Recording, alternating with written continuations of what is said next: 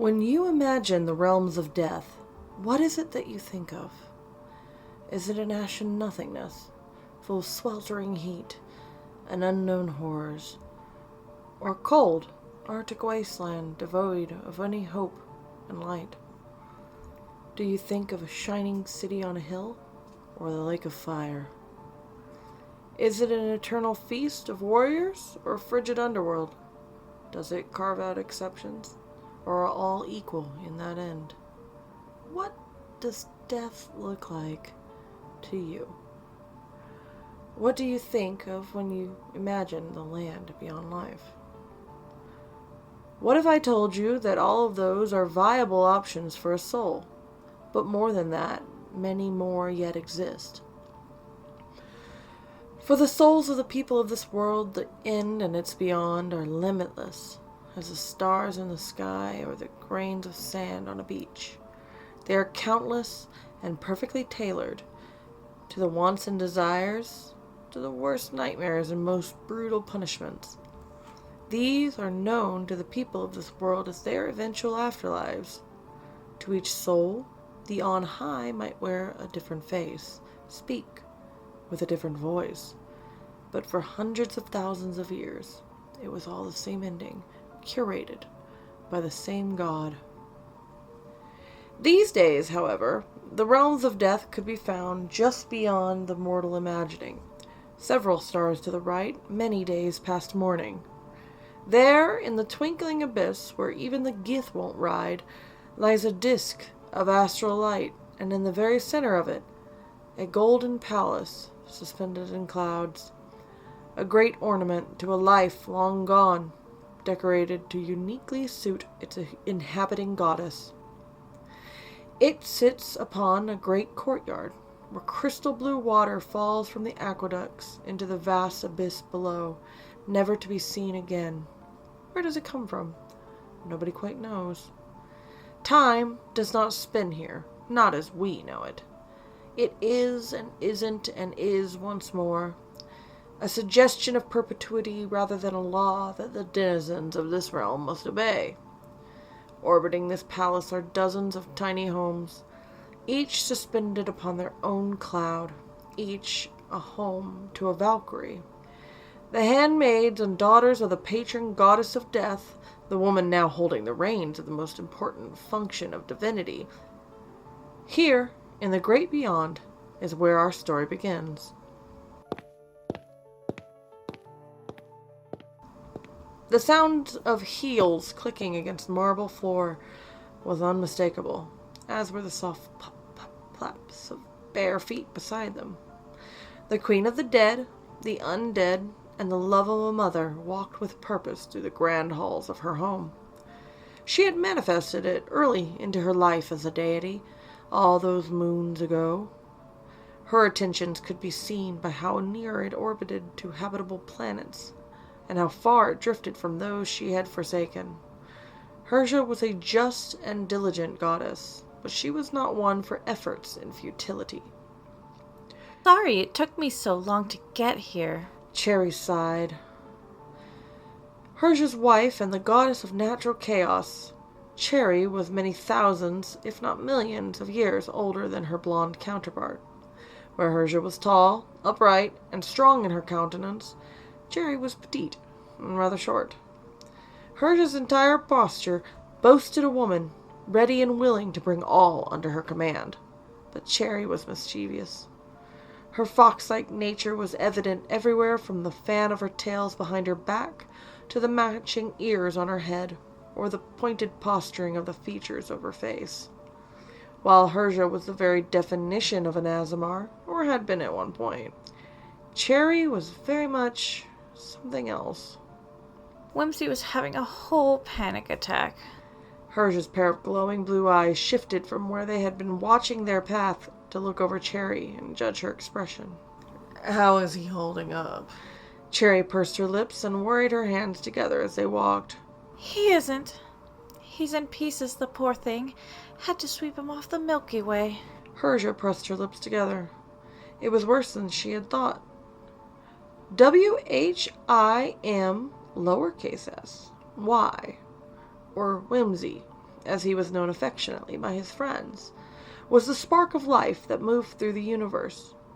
He was the gene mutation that left one white leaf on an otherwise green plant. An animal stopping to play when it had no benefit in doing so. A glint in the sky that caught the attention of some depressed mortal who needed to look up and just breathe. Whimsy was a butterfly, always in your favorite color. "Have you heard anything?" Herja asked. The question was posed under her breath, quiet enough that one of the passing Valkyrie wouldn't notice. Her daughters had been none the wiser to the state of affairs, and she would like to keep it that way. Life has never been so quiet. Cherry's voice had a breathy quality that she took on when she was at a loss for an answer. Nobody has answers, and every message I send out comes back unseen. Even the insults to whimsy. Herja's heels clicked together suddenly as she stopped dead in the hall.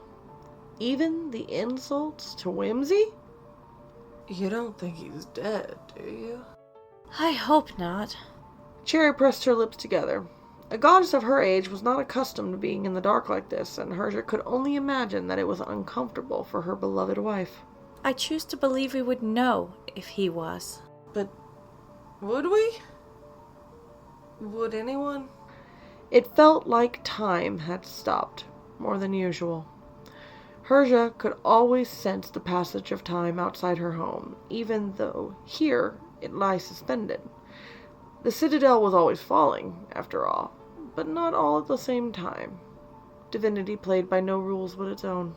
I don't... Wait. Cherry interrupted herself, and her beautiful red eyes widened. Someone might. Actually, two somebodies might. You know what would make this easier, sweetie? Cornelius cooed it through his gritted teeth as they sat in the pristine blue and white neo-Victorian kitchen. If you would act your age. The blonde baby, a perfect copy of his father save for his strawberry blonde hair, laughed as if Cornelius had said the most uproariously funny thing he had ever heard. Clearly, that wasn't happening today. The pair of them sat at the table in the beautiful home that Cornelius shared with his wife, Elaine, the youngest son of that all-powerful missing god, and the least likely to give anyone a straight answer to anything. Their breakfast disaster would have to come to a halt, as a golden sword engraved in ancient celestial pierced through space itself to cut a hole into the fabric of this realm. They weren't, actually, in the mortal plane here. Of course not. Lily couldn't stand mortals. This was a subsection of the inky alternate that only he could traverse, and only his family could abide in. A not quite right imitation. Never all that obvious, not at first, but a chair on the ceiling here, or flame that burned black there, it became apparent. The sun outside shone, but if the clouds ever moved, its aberrant nature would become obvious. This place was nowhere near Kansas, and it hadn't been in quite some time. Don't embarrass me. Cornelius hissed at his son as he pushed back from the table.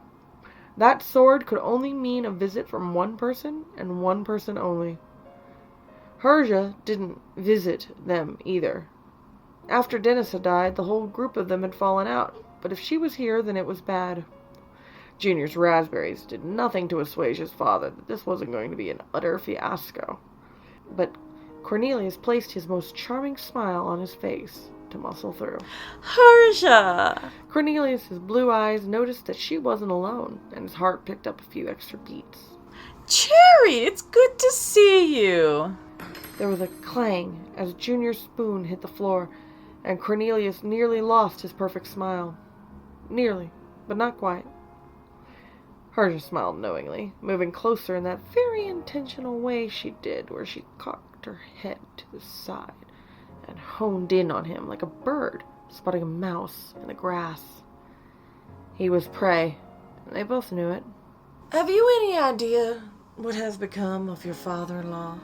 Cornelius was not the kind to show his cards too soon, so he pushed a bit of hair behind his ears and sweetened his smile. A little more honey would never hurt. Oh? Has something happened? He shifted back to the table where his son sat with a very self-satisfied expression and summoned a new clean spoon to feed the toddler his breakfast. Have you truly not sensed anything different? Herja found that very unlikely. Cornelius was a god of cosmic proportions, a fey creature elevated to the point of divinity by a series of equivalent exchanges and tragedies until he held the power of an entire universe in the palm of his hand. She found his feigned innocence very unlikely. I've been kind of busy being pregnant and all. Cornelius let his smile loosen a little as exasperation bled into his voice.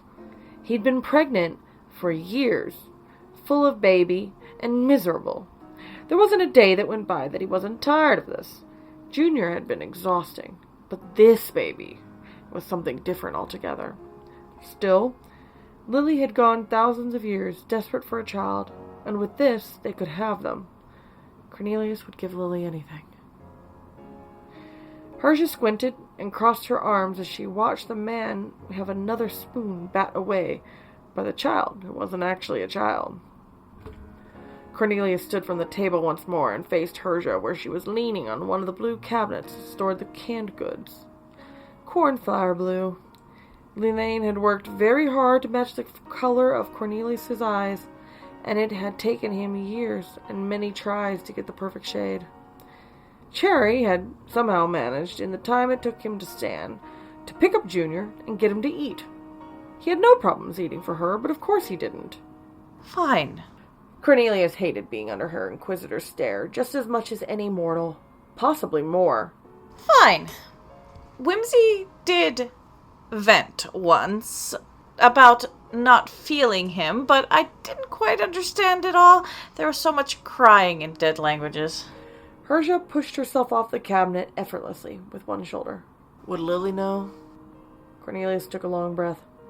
It didn't take a genius to realize he was buying himself time to decide how to phrase whatever he was about to say. I do not presume to know what Lily knows. They watched each other for several long beats, celestial blue meeting its cornflower counterpart, until Herja finally was the first to close her eyes and sigh.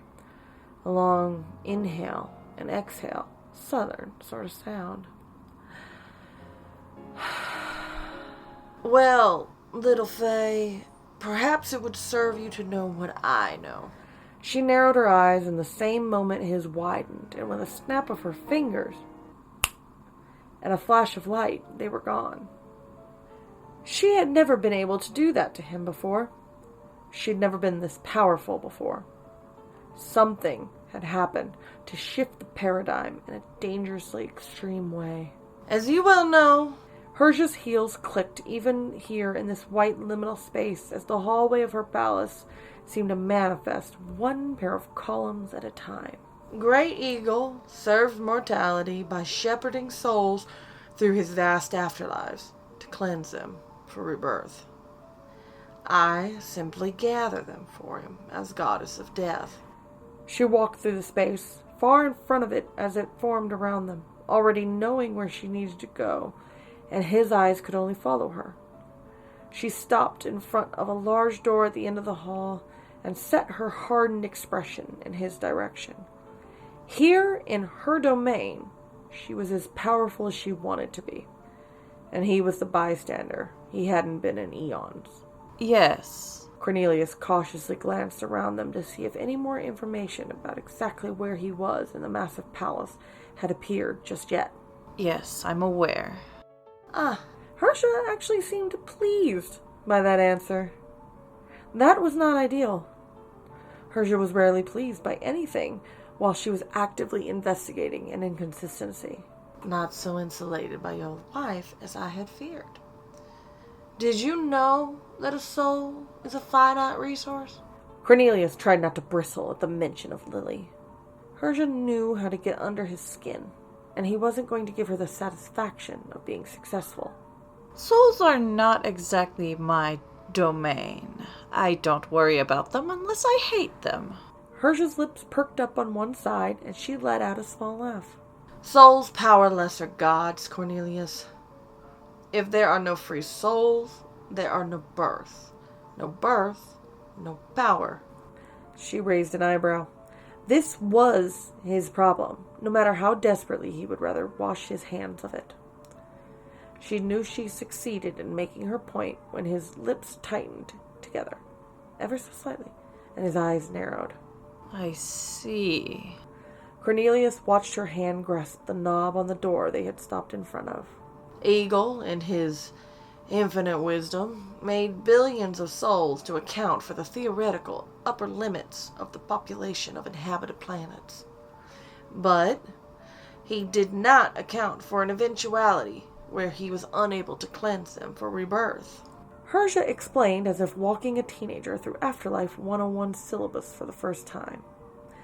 She turned the knob and opened the door. A cacophonous roar of souls began to pour out. They sounded like marbles, if marbles had voices and entire lifetimes of trauma that needed to be handled by a god that was now mysteriously missing. The further he looked into the room, the further the souls went. A vast, cavernous ballroom, completely full of souls. Herja bent down to one pulsating white soul and plucked it off the ground, rolling it around in her hands as she let him truly sit and chew on the information she had just given him. Herja took his hand and moved it so that it was palm up while she placed the white soul into that palm. Then she leaned forward and whispered into his pointed ear. How many do you figure are left? Cornelius did not turn to watch her walk away. He was instead staring at the fuel that turned the cog of this and every universe pulse as they were stacked in Herja's domain. That was why she was so powerful. She had no way to offload these souls. Eagle was not around to take them away, cleanse them, and send them back out. Without souls in circulation, it was only a matter of time until every god died of starvation, including himself and his son. There was a sound from the white orb in his hand, a sort of manic giggle that made Cornelius's blood run cold. He glanced down, and a pair of dark-rimmed changeling eyes looked back up at him.